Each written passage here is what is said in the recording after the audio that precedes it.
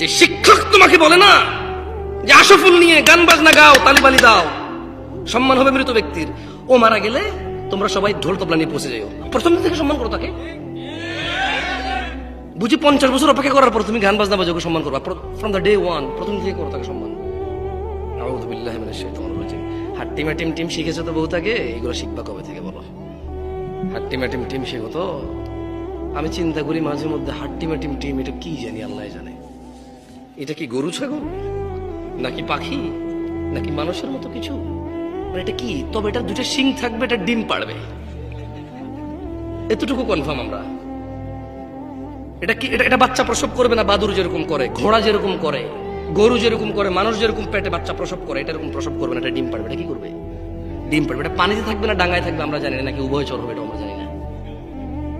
হয়তো 50 বছর পর দেখাও পেতে পারি, হাট্টি মাটি বের পেতেও পারি হয়তো। তবে তোমরা সেদিন চিনবা কিভাবে বলো তো? এটাকে দুটা শিং থাকবে, এটা ডিম পাড়বে। তার মানে এটা মুরগির মতো ডিম পাড়বে, কিন্তু শিং থাকবে গরুর মতো, শিং থাকবে ছাগলের মতো, হরিণের মতো, কিন্তু এটা ডিম পাড়বে মুরগির মতো, হাঁসের মতো, কোয়েল পাখির মতো, টিয়া পাখির মতো। কেমন শেখো, দেখা পেতেও পারো, তোমার নাতিপতি পেয়ে যাবে এই হাট্টি মাটি। কেন আসছো এই মাহফিলে আমি জানি না, আমাকে কেন ডাকছো এত দূর থেকে বললাম আমি জানি না। গত বছর এখানে মাহফিল হয়েছে, আগের বছর হয়েছে। এই চেয়ারম্যান সাহেব উনি প্রতিদিন কোনো না কোনো প্রোগ্রামে যেতে হয়, রাইট? দাওয়াত পায়, সম্মান পায়, আলহামদুলিল্লাহ যায়।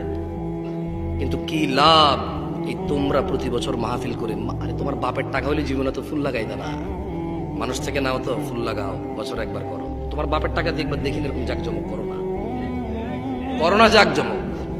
এরপরে বুঝতাম, এরপরে খুঁজতে লাভ কি আমার? আপন ভাইয়ের ছেলে ইয়েতিম, তারে মাদ্রাসায় পড়ায় না, বলে যে হ্যাঁ তেরে পড়ায় আমার লাভ কি?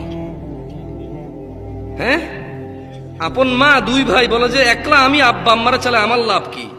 এরপরে দেখতাম এত বড় মাহফিল, বাপের টাকা এগুলো লাভ খুঁজতা। এখন তো লাভ খোঁজা লাগে না, প্রতি বছর করো, কিন্তু এর বেনিফিট কি কিচ্ছু জানো না তোমরা।